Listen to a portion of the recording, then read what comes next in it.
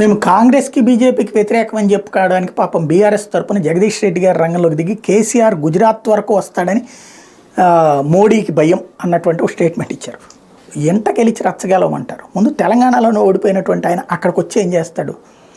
చంద్రబాబు గారు చెప్పినట్టే ఉంటుంది, లేస్తే మనిషిని కాదు, లేకపోతే కింద పడ్డ పై చేయి నాదేనా అన్నటువంటి విధంగా క్రిందటిసారి తను ఓడిపోయే పరిస్థితి రాగానే తన పోరాటం నరేంద్ర మోడీతోనని చెప్పుకునేటువంటి ప్రయత్నం చేసుకొచ్చారు.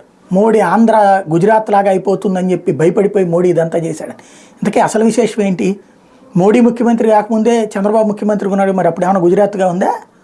గుజరాత్ అప్పటికే అభివృద్ధి చెందుందే, మోడీ వచ్చాక ఇంకాస్త అభివృద్ధి చేసుకెళ్ళాడు. మరి మోడీ ఉన్నటువంటి సందర్భంలో ఇక్కడ చంద్రబాబు కూడా ముఖ్యమంత్రిగా ఉన్నారుగా, మరి ఎందుకు అప్పుడు గుజరాత్ కాలేదు?